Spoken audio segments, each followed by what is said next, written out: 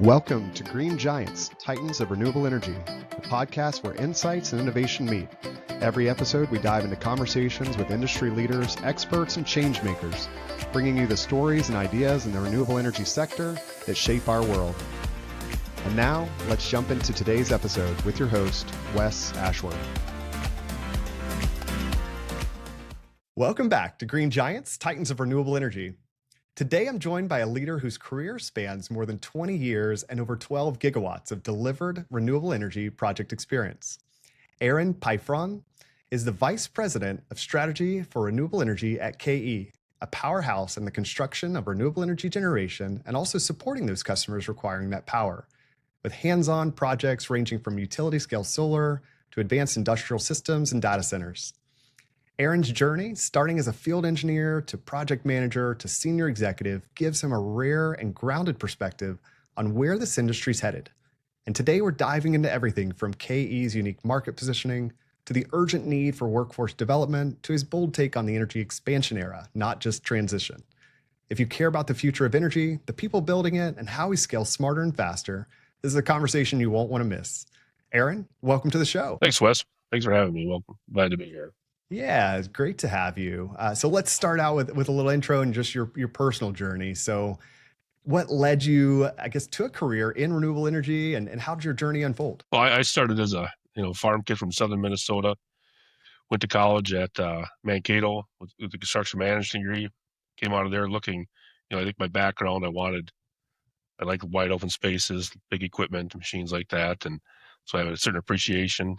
And so I was naturally interested in heavy construction. Had a couple great opportunities out of school, and I chose the one that let me see some of the country, and that was building wind farms for Blattner. Yeah. I came on the road, spent the first 8 months on a job in Waymart, Pennsylvania.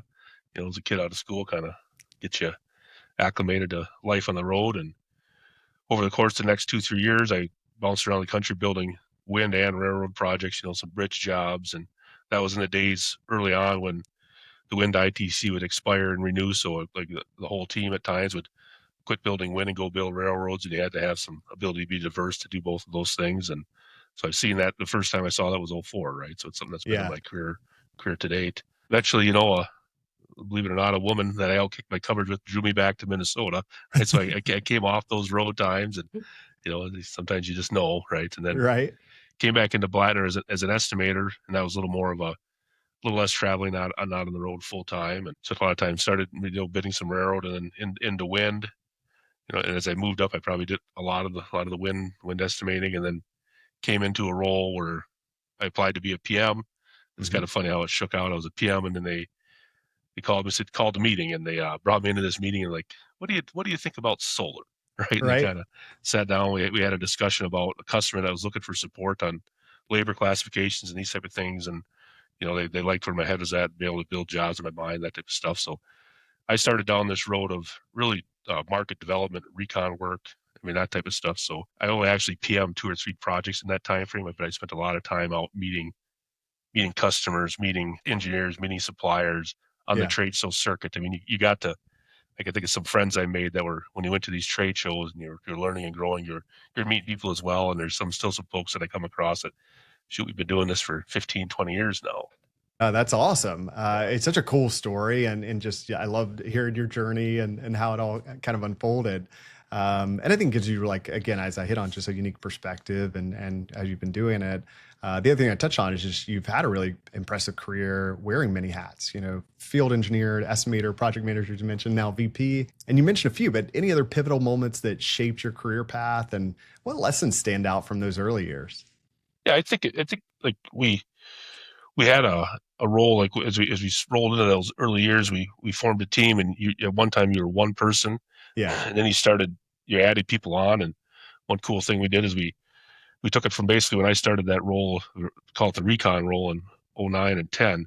By 2016, we were the number one EPC for deploying renewable energy in North America, right? So that was a cool thing. And, that certainly wasn't all on my shoulders. The people that were there, the people we worked with, it's a long list of people that deserve credit, right? So I think when you talk about the many hats and things I wore, it is like when there was times when you were a field engineer that you felt like I am a secretary with a 4-wheel drive pickup truck, right? It was just the accounting and the tracking and the time cards Yeah.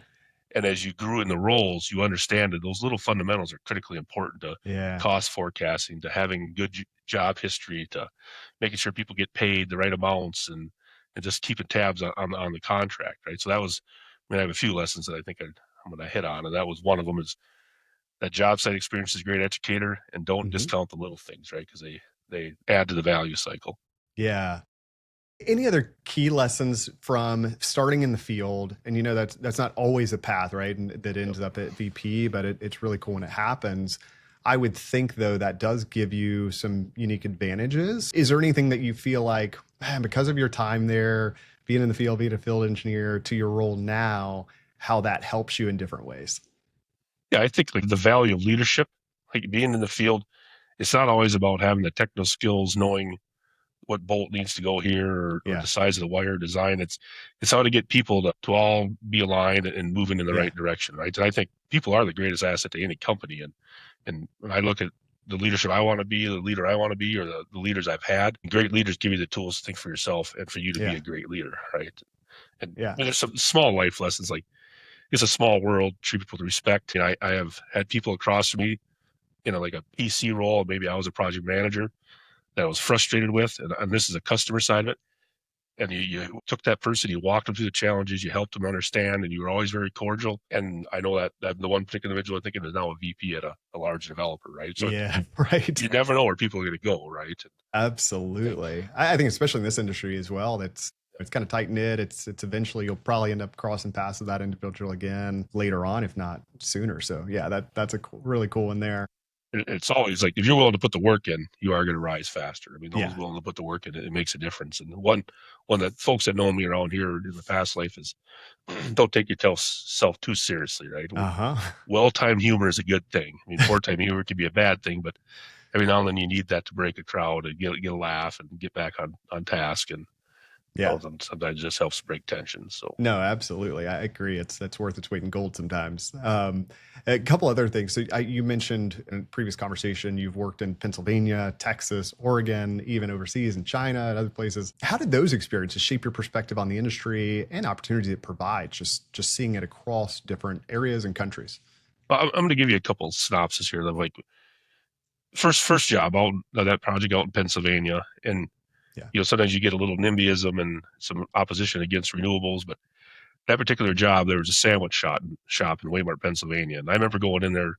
The job was kind of winding down. I was buying the crew some breakfast sandwiches, and I kind of talking to that business owner, and he's like, and I've known him by this time, right? He's like, Aaron, I made more money this year than I have in the last 10 years. And before you Hmm. guys came to town, we were going to close the doors in this shop, right? And just that 1 year of economic boom to that guy probably set him up for the rest of his life, right? I mean, it's Yeah. something that, or at least allowed him to make different decisions. So it's something, being a good neighbor, the contribution you're making to the local community. I mean, people talk about taking farmland out of production to put solar, but like, we think of what you're doing to that farmer's legacy and his ability to continue to carry that family farm forward because he took a portion of his most likely least productive land and sold Hmm. it off for solar, right? So it is about being that good neighbor, the benefit of local communities. I thought it was kind of eye opening. Your kid from small town Minnesota, and you get out there and you see that.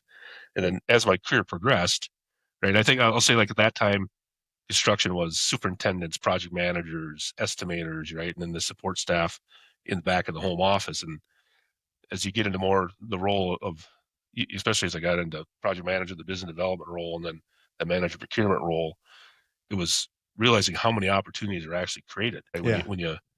Where's that material coming from? Where's that raw material coming from? There's a guy out mining that copper that's going to go in that cable that they're going to extrude out and ship to your job site. And it's the parts and pieces that all take to come and guess what? They have marketing folks, right? And then we Yeah.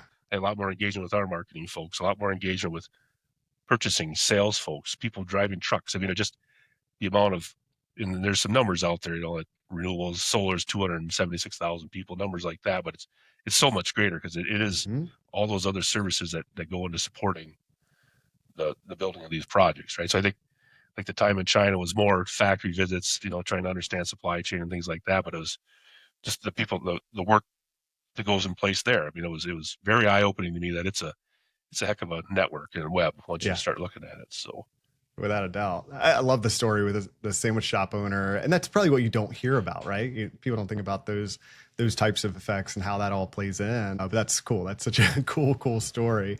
Another thing I know you're really passionate about, and KE is passionate about, is just the on the job training, apprenticeship program, helping kids and next generation get excited about the trades and the industry. I know you're engaging students as early as kindergarten, even to spark an interest in construction and energy careers, which I love. Why is this so important, and what impact are you seeing? I mean, we hit on two programs here. We have Yeah, the Operation Trades Awareness Program, which is a program where KE is out in that kindergartners, hitting the people get in sixth grade, hitting the seniors. And I think it comes from a little bit of, like, Carl, who's our CEO, yeah, had a guidance counselor tell him that if you don't go to college, you're not going to amount to nothing, right? I mean, right, yeah, that type of mentality. So he carries a little chip on his shoulder from that, right? Which is a sure, great thing, right? So with that, he's investing back into these schools, and it's fun to go out. We go to the kindergartners and read a book, a construction book, right? Get them yeah, kind of exposed to it. We're taking field trips and bringing kids out, showing them sites, and hopefully by the time they get to be a senior, they're aware at least these opportunities exist, right? And they get a little toolbox we send them out with as their seniors, and they I think to me it's not just educating that kid. It's like that parent comes home and looks at what the potential wage earning of being in the trades is, and they're like, that's more money than I make, right? So I mean, exactly, yeah, it's fun to see that, right? So I mean, when you have somebody come up to you excited after you have a conversation with them, it's super cool, and they're like, I never knew that opportunity existed. How do I learn more? How do I get involved? I mean, that's yeah, very satisfying, and it is I think we're in 22 different schools between southern Minnesota, Goodhue County, now into Illinois. We're expanding that program. So it's making people aware of what's out there and the opportunities there. And college isn't for everybody, right? So if right. you have a path and you got a plan, go. That's great, right? But it's not for everybody. And then there's ways to make just as good and better livings not going to Mm-hmm. college, right? So Without a doubt.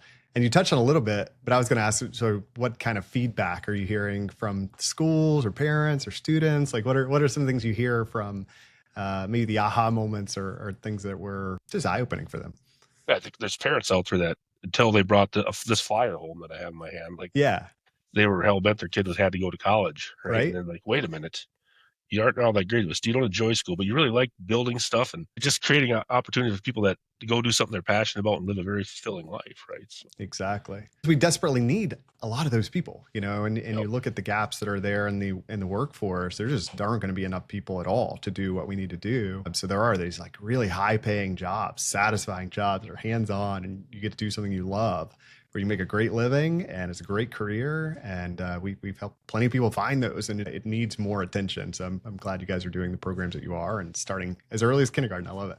And then as we get into the apprenticeship program, I think there was the last IRA mandated that you have to have apprentices to build jobs of a certain size and things. And KE was already ahead of that. So that's what to me was cool. Like it kind of forced our hand a little bit. We already had a plan. We're set to roll it out. And I mean, that is a program where we bring those kids out on the OTA program come through, even new hires. And we have a 5-year program to get them to be a journeyman, Yeah. right? So it's something that we're investing in. I think it's 3 hours a night. They sit down, they go through school most weeks out of the year, testing. I mean, the goal is that we're creating homegrown JWs, right, and helping them get through that program. And that is, we have that in the electrical trades, we have it in the laborers, we're looking at doing some operator stuff. I mean, it is something that it's given somebody a target, right? And with each step in that program, you get a little higher wage, you gain more skills, you become more marketable. I mean, it's something that we certainly have a culture of constant improvement and learning at KE, and the apprenticeship program is an example of that. And really, I think when I first came in here in 19, they had KEU, right, which is this university program. And they still would, one night every other week or one night a week, they'd work on a particular item that the company felt they needed to train to, right? And I think that apprenticeship program it's building upon what KEU started, right? So it's cool. It's something you can be proud to be part of it. And it's a 7-figure investment. I mean, it's not a light lift, right? Right. It's something that it's going to carry people forward and shows that they have a future, and where we're willing to help build them. We don't just need to do the work. We generally want people to improve their life and live their best life. Yeah. Love it. That's making a huge impact, obviously. I think a lot of the companies you see that are winning that sort of labor, going after that talent and harnessing that talent, they're doing a lot of that sort of thing. Like it's the internships, and it's starting early and getting in schools and bringing awareness and those sort of things as well too. So I really do think that's best in class. You look at the industry, probably in the industry that's somehow related to some industrial processes or construction, manufacturing, whatever it might be. Those are probably the highest degree of like, that's what success looks like, and building up the next generation of talent. I know another thing with that, and your passion's topics, just firsthand experience in engaging with students at college career fairs and sharing insights about the industry. And I love you're very down to earth, very candid. What's your core message to students considering a career in renewable energy or construction? And how do you guide them to see that long-term potential? Well, I still make it a point to get back to the Harvard of the Midwest, otherwise known as Minnesota State University. That's And right. Yeah. those guys that hear this, they'll know. It's always kind of a joke that we make. But Yeah. so we make it a point to get back to career fairs and share opportunities in the renewable and power market in general, right? That Yeah. when they're standing in front of you, you kind of tell them, I started this exact same place you are, at one of these career fairs, talking to people. Yeah. And the opportunity to continue to evolve and learn is there. And there's going to be the need for power in this country. I mean, at KE, we talk specifically about power. There's going to be a need for food processing and things like that. So there's ways to bridge, whatever career you want to choose and coming into KE, coming out of school. And yeah, and I talk a little bit about the opportunities. And even I think back when I was that age, you did think PM, estimator, engineer. It wasn't so much there's an opportunity in purchasing. There's an opportunity in marketing. There's an opportunity in BD. I mean, you maybe didn't think about those other roles, right? You kind of share some of those roles with kids. And I always tell them, like, I mean, living on the road, when you get out, the opportunity to do it is now, right? So in the experience, I mean, I've been to, I think mostly with Blattner, I don't think it was Hawaii and Alaska, but I've been to like 47 different states. Oh yeah. Between Blattner and KE, right? And like I said, a lot of that was in previous life, but it's get the opportunity to go out and see the world a little bit, right? Yeah. So it's something that that is just a great way to see the world, bank some cash, gain some experience, right? And those experiences will carry you through life, right? I mean, it just kind of, fortunately, I feel like a lot of places I've been, people are always good people, right? I mean, in reality, I mean, there are occasionally you come across, but bad people, but for the most part, I think of every place I've been, you meet good people. When you bring people into a crew, they're good people. And that's we're experiencing in Illinois, people out of the inner city Chicago. I mean, down in Texas. I mean, we're seeing all that right now. That, I mean, at the end of the day, people are good people. They need an opportunity to prove that. So, without a doubt. I pushed the, if you could travel now, do it, right? Because it's something that it was pretty cool. I look back pretty fondly at those moments in my life, right? Also, you get a bunch of freaking flyer miles too. So hey, there you go. It all works out, right? Carry you on. Yeah. No, it is so important. And I try to encourage, young professionals to do that as well too. It's like, it's a lot easier before you have a family and, house, all these responsibilities and all this stuff going on. It's like, go out there, experience, see the world, travel, learn different things. And that's the time to do it. So I love that vein. Much easier to travel than start to slow it down, your travel, right? Kind of how I did it, right? Yeah. Versus being somebody that doesn't travel and take a full-time position, right? It just, you're not conditioned for it. Your significant others, your family isn't conditioned for it. And if they do get conditioned for it at the beginning, it's an easier transition, right? Yeah, no, absolutely. Transitioning a little bit just to KE and growth that you're experiencing, what's going on in the companies. You mentioned KE is in an exciting growth phase. What's really fueling that expansion, and how are you positioning the company for the next decade forward? I mean, I think what's fueling the expansion is we have customers that want more and more of our services. Yeah. Right? And so with those customers that want more of your services, because how we take care of them, I mean, there's a saying around here, we take care of our people, they'll take care of our customers, right? Right. And I mean, there is growth in renewable energy, there's growth in data center, there's growth in food processing. I mean, so we're in markets that I'd say are pretty critical infrastructure type markets, right? So and then as we add more people, I mean, more people have better ideas create more opportunities. So it's delivering exceptional results in all the markets we serve. I mean, being strategic on what opportunities and customers we're pursuing, and we're sitting in a room talking years out, right? I mean, every year, twice a year, we've been getting together as a leadership team, and we go through a strategic plan and talk about things that, what do we need to do to keep this company growing and people taken care of and moving in the right direction. And I mean, we're small enough, not small enough, I shouldn't say that, we're getting to be fairly large, but it's we're nimble enough, right? That if we see a problem, it's not this big corporate overhead, we could correct it. Let's say we put a strategic plan together, and one of our actions is something that, this one doesn't make sense this year, this one really needs to be focused on. We're 6 months into it, we'll make that adjustment, right? So it's something that we're constantly talking about, what's best for the organization. And I think another one is, and we hear this from some of our vendors and some of our customers, that we're smart in contracting. We aren't taking risk that doesn't belong to us, Mm-hmm. right? And it's something that we take risk, we control, and we manage it. We can help customers manage risk, things like that, but we really believe in taking risk that belongs to us. Yeah. And keeping focus on technologies. We brought a guy in here that, his role is how do we use AI in the organization, right? And it's Right. Yeah. wicked Sure. smart. He starts Yeah. talking to me, and I'm like, what, where, right? But it's fun, right? It's fun having. Our IT team. You just think of what they bring to the organization. They're just different challenges that we don't necessarily think about sometimes in the construction worlds. Yeah. Yeah. And that's kind of like not extremely typical. You'd find sometimes that those types of companies tend to be can be stuck in their ways a little bit, maybe not quite as innovative, maybe not bringing in the new things. You guys are not that at all. How, and I'll let you speak, I guess, specifically to your team. How do you create that just culture of innovation, creativity, problem solving, obviously thinking a little bit outside the box and adjusting, being nimble? What does that look like on the team? It's a constant investment in the organization, right? It's something Yeah. that we do have every year. We have an annual summit that people come in, and we offer some training around leadership. We offer training around technical skills, and it is a constant. It's also getting people to own things, speak up, bring their ideas forward, right? It's partnerships. It's something that creating an environment that if you have a good idea, let's get it out there, right? Yeah. On our field stuff, if there's some of the best ideas for installing solar apparatus or cable tray or things like that, it doesn't necessarily come from me sitting behind this desk talking to you. It comes from the guys out doing it, right? So Absolutely. getting down to where's the work actually taking place and getting those ideas back in the organization, and things like that. Making sure everybody knows they have a voice.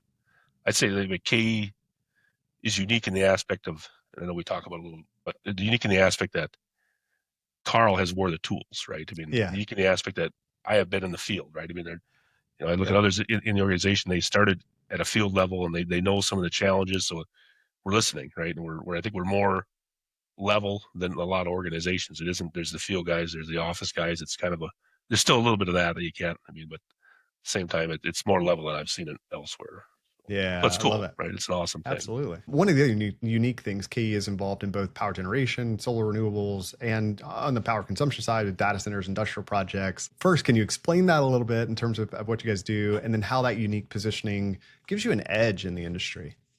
Yep, we have four distinct divisions here at KE. Mm-hmm. One being energy, which primarily supports solar, battery storage opportunities, and done a little bit of wind work, but that renewable end of it. Yeah. We have an industrial electrical work group that soy crush plants, other biofuels, food processing. We're doing a large distribution center for Walmart in Mankato now, and more on the electrical side of it, but flour mills, feed mills, that type of work, right? That's what we talked about. They are the consumers of the power, right? When you led with the introduction. Then we have a power service group that does need apparatus testing. They actually come out and they do the testing on our solar and industrial projects. They do critical infrastructure testing. When things need to run, they're the guys out testing to make sure it's capable of running another year, right? So they're, and our solar O&M group is housed in that power service group as well. And then we have an automation group that, I've personally seen it, like they a lot of PLC controls, and they go into a plant and they can increase that plant's runtime by 10, 20, 30% by setting them with automation. And what's cool about them is they're beginning to, there's always a need for like battery storage, like energy management, and they have the abilities to start to put those plans together. So we start probably call it beta time in that battery storage, but also the solar monitoring aspect of the company that they're able to come in and they understand it. It's not Greek to them. So you ask how that helps. Right now we're building a behind the meter project. Solar Group's building a behind the meter project for one of our large industrial customers. The power service group supports all the testing and commissioning of solar and the industrial projects, and they actually, when we go out in a market, we're like Illinois, we're building a lot of work, that power service groups will go out there and take on some of the O&M work, right? The automation supports a lot of the industrial work. It's all in Victory. I think I'll successfully have been involved. I got to work on my automation a little bit, but in all aspects of the business in a project, right? And that's how it worked, right? So it's kind of cool. To me, one of the coolest things is let's say we can't find a transformer or recloser. We're a piece of equipment gets damaged, a customer piece of equipment doesn't show up.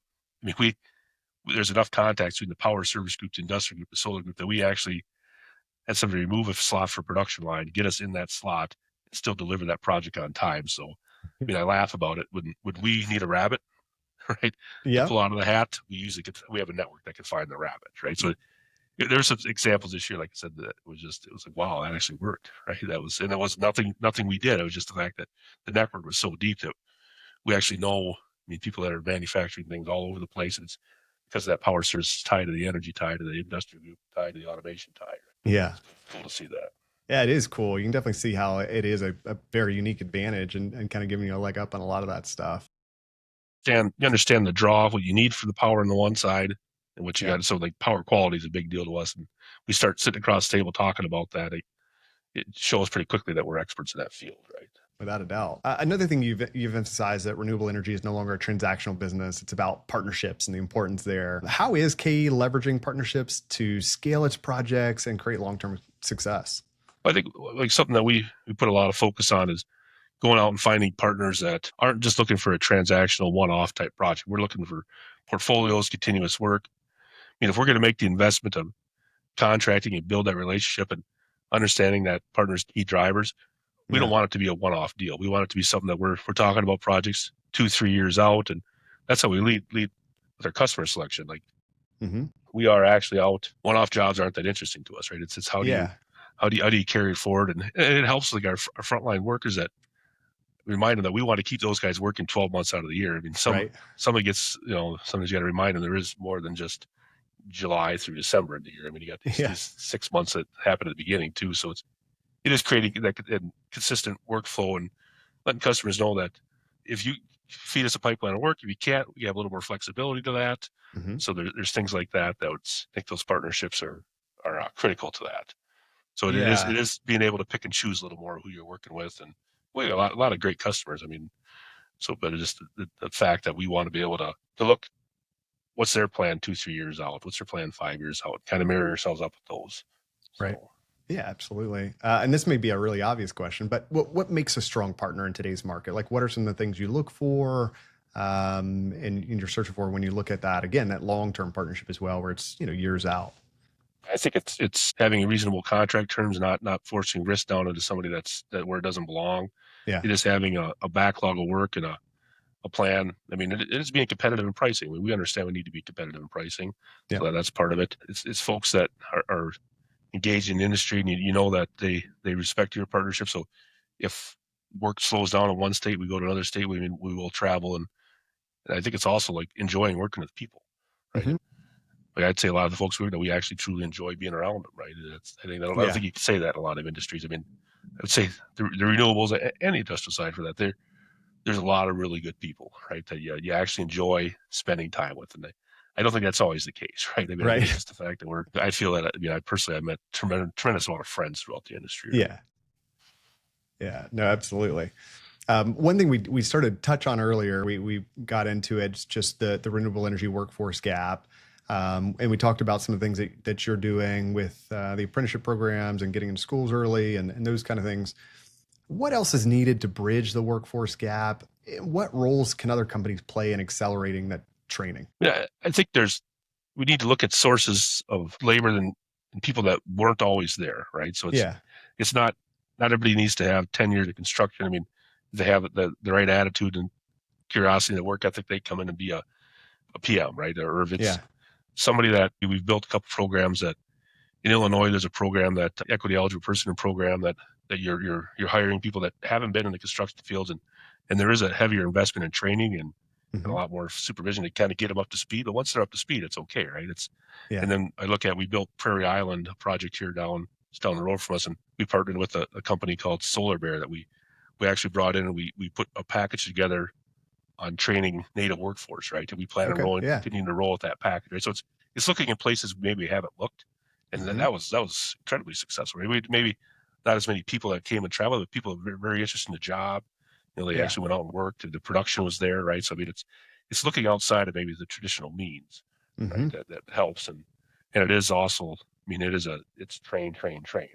So I think so companies in accelerating that training, it probably is partnership with those workforce centers, and even maybe you're making an investment into those workforce centers to get them skills that they have a base of skills, or even for me, it's like getting involved in university, talking about programs and classwork and things like that will help, right? So without a doubt. And, I think on this topic that will continue to be more and more needed and more critical as the energy transition kind of turns into an energy expansion. We touched on that. So U.S. electricity demand forecasted to increase for roughly 16%. Some people say a little less, some say a little more. It's kind of like, somewhere around there. And that's by 2029, which is really a major shift from just replacing coal to expanding overall capacity. How does this change the way we think about renewables, and give us some insight on that overall?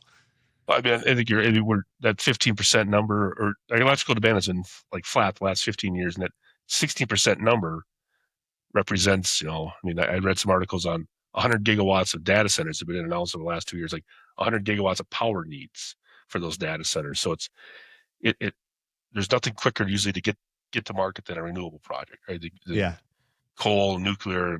Nuclear could take decades. Coal's not real popular, and there's things that, as far as the ability to have a project and bring it to market, renewables are leading that charge, right? So renewables aren't the only answer, right? There's going to have to be some gas and stuff to make those data centers go and the actual additional demand in the country go. But it is something that renewables ability deployed. I think it's something that we're seeing. I read an article that, let me get this math right, it's 2,100 gigawatts of power in the queue in the next 10 years. Not all that gets built, right? But just think of it, half of that gets built, right?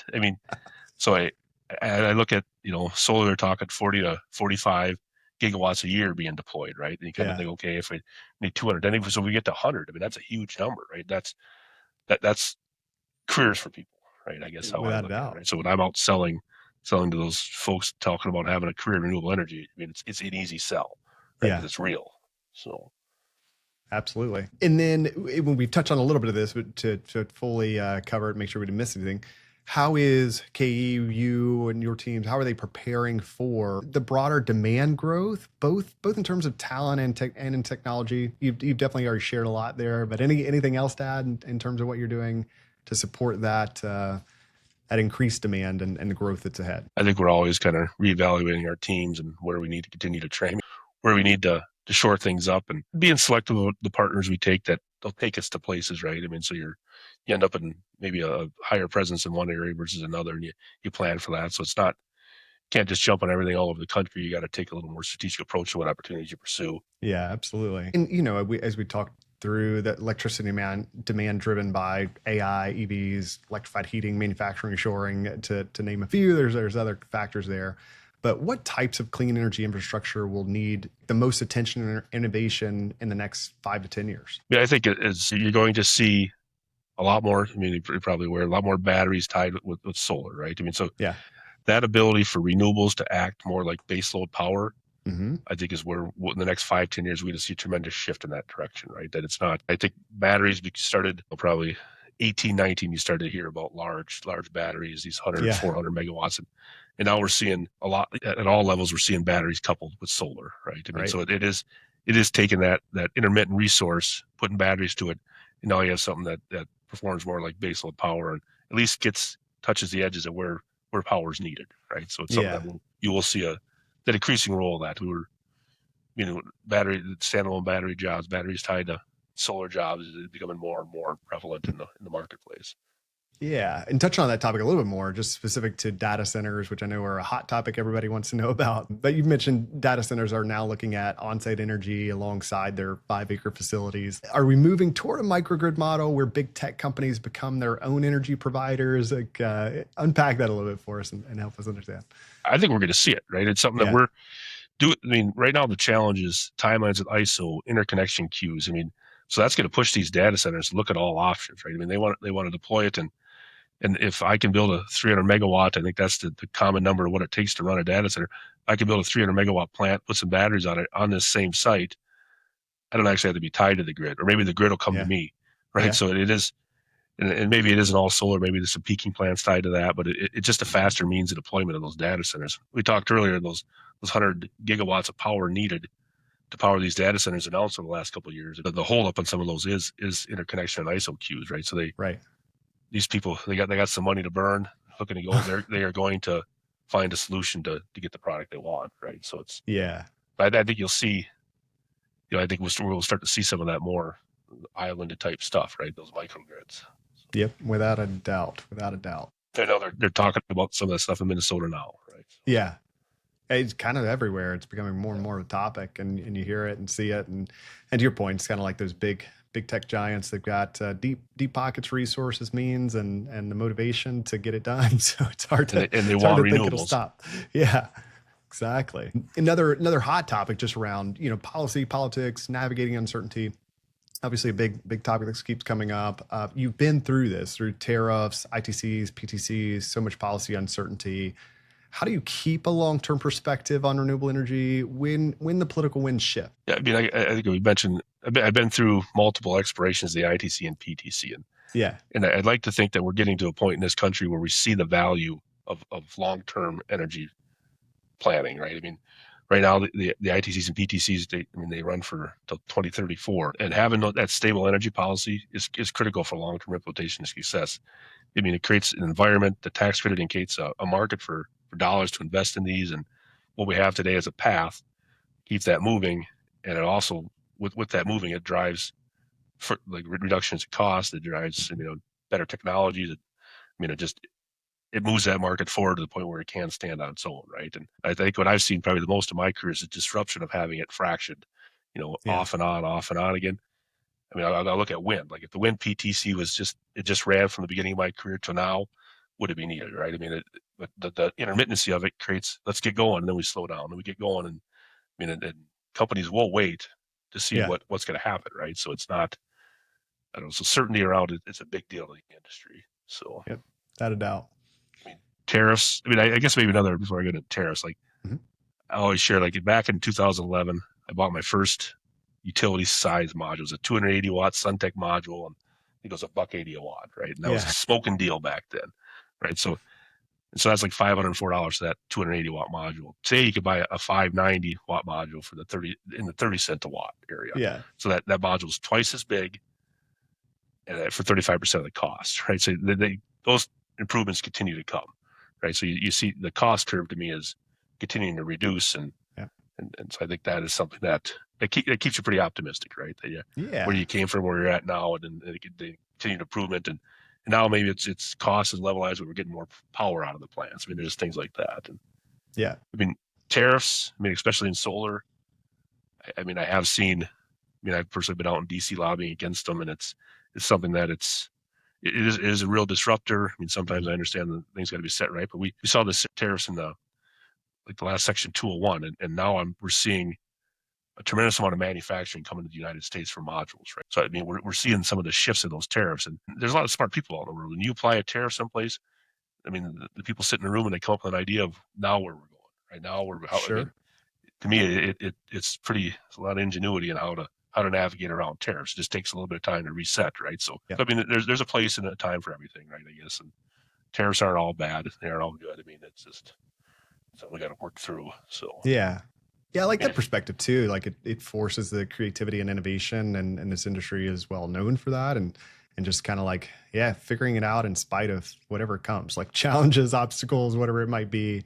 There's some smart folks around and are problem solvers to continue to push this thing forward, which is great. We're with time. I do want to cover a couple of different subjects as well. One is just industry myths, misconceptions. So what's the biggest misconception about solar and renewables that frustrate you the most, and how do you respond to skeptics on that topic? Maybe it's three topics here, right? Yeah. It takes a mix to power our country. I think last time I read solar is like 3%, right? So it's that can easily handle 10 to 20%, and I don't see coal, natural gas, hydropower, nuclear going away. It's just the fact that renewables are going to begin to displace some of that, right? So it's people have to realize it's a mix. It's not like everything's going to be solar, but right now the economics lead with renewables, right? I mean that is the form of energy that right now makes the most sense from an economic standpoint. So even as we evolve, let's say we get into hydrogen, right? Hydrogen is kind of an interesting thing. So that's turned into a gas through electrolysis. I mean, or pump storage, right? That's done by pumping storage up a hill and flowing it back down through a turbine. Those things are done with renewable energy, right? I mean, the ability, so even those future technologies, renewables still play a part of it. So, and then we're paying you to put the ITC is a tax credit. Nobody's paying anybody anything. I mean, it's not a government funded program, and yes, you may pay less on your taxes, but overall it's a net gain. I mean, those dollars, you're still paying tax on the dollars you generate from the plant. And I mean, it's more like a short-term deferment of taxes. I mean, it's not like the government's right. I mean, I guess there is some stuff with the IRAs where some folks can receive a check now, but it's always, to me, it's always been a tax credit. It's like a mortgage on your house, right? And my favorite one is probably people ignore the fact that fossil fuels are still subsidized. Infrastructure investment, tax breaks, and tangible drilling costs. I mean, below market leases. This stuff happens so it's not the fact fossil fuels are still heavily subsidized, billions of dollars of subsidies, and it's just something that, I mean, look around, right? So usually we can handle those arguments, right? Most logical people seem to agree with you, right? I mean, you don't walk away with a different opinion. So. Right. No, agreed. And speaking of that, and just solar obviously being, very economic form, if not most affordable form of power generation, can you break down a bit of the economics behind it? What's driving that cost advantage, and how do the incentives like the tax credits or subsidies factor into the equation? I mean, I don't want to underestimate the importance of the ITC. I mean, it is something that creates an investment community to fuel the funding of projects. You take that away, you lose some momentum. The momentum drives ingenuity and technology, which in turn drives costs down. So, I mean, without the ITC, will some projects still pencil? Yes, but it'll be a fraction of those projects. Yeah. So when I look at, PPA rates, I mean, the $26 an hour wind rate in Texas is going to be tough to beat, right? I mean, so you're seeing these PPA rates for renewables, especially in like areas where they make the most sense, like from a resource standpoint. Yeah. Like solar in Texas makes a lot of sense. You could see sub $30 type PPAs, and that kind of equates back into a build cost of roughly $1.25. It can be give or take 20 cents type thing, but it's on a utility scale plant. And when you have natural gas, like there's some natural gas that can be deployed at $900 or 0.9, because 90 cents a watt is how they talk, or $900,000 a megawatt.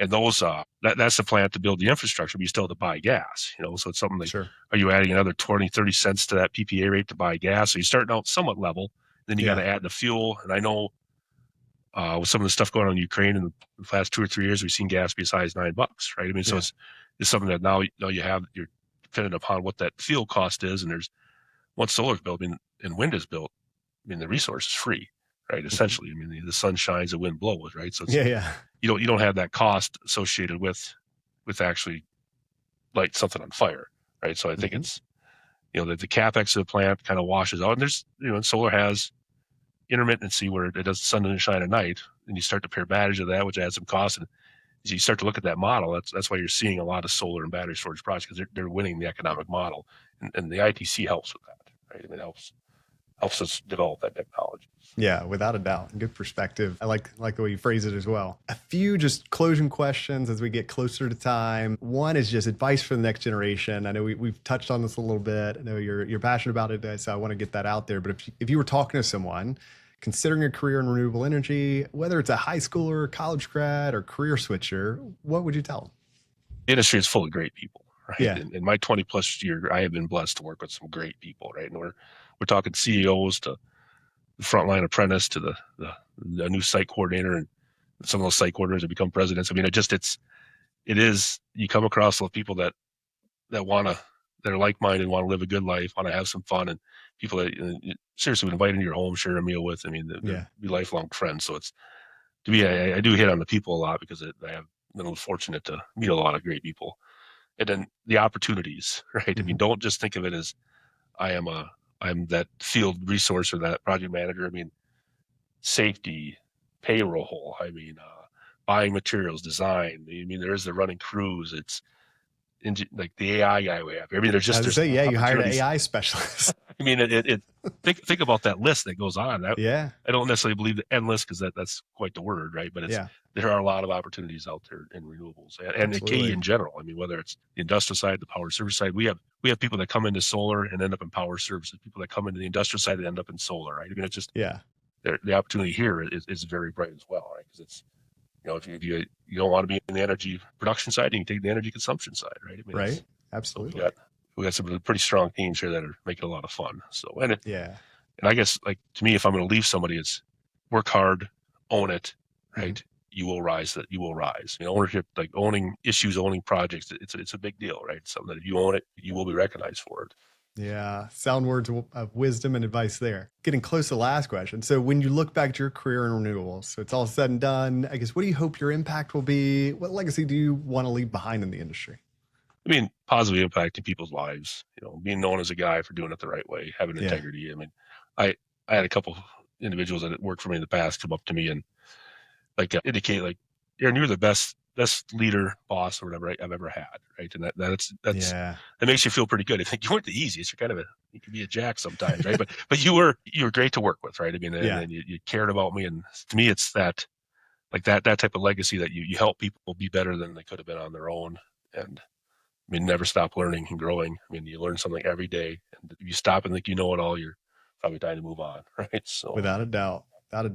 Final question. So fast forward 10 years, where do you see KE? Where do you see the renewable energy industry as a whole? And kind of final piece of that, what's one bold prediction you'd be willing to make about where the space is headed? I see a renewable energy group, and all groups at KE can grow. Like we're just about to broach that gigawatt club of projects, and I would say, my bold prediction would probably be like for KE, we're in that 4 or 5 gigawatt club in 10 years. Sure, right? Yeah. This is what I'm seeing, right? So it's that's pretty bold. I put multiple in my mind, but I think I'll just throw it out to you what I'm actually thinking, right? So it is the opportunity to take more work. Maybe I don't think we're ever going to want to get to the super large projects, but there's a spot that fits us, right? So, and I think the KE in general, there's going to be growth across all business units just because of the quality of people we have around here that you're going to see, whether it's power services, O&M, it's automation, it's electrical industrial, it's energy.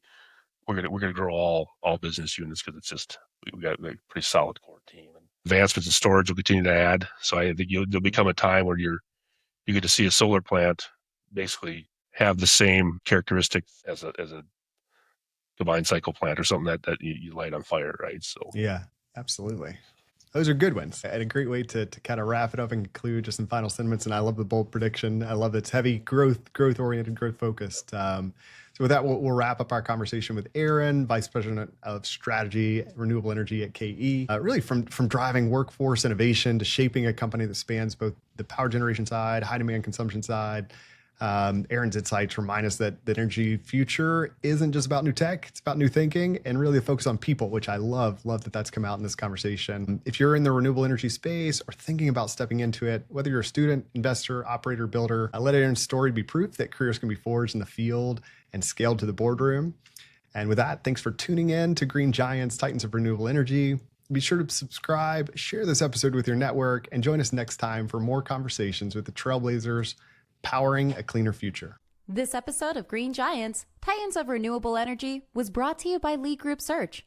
If you enjoyed today's discussion and are looking to recruit top talent for your company or find your next career opportunity in the renewable energy sector, visit leegroupsearch.com. Let's continue driving the future of clean energy together. Until next time, keep pushing toward a greener future.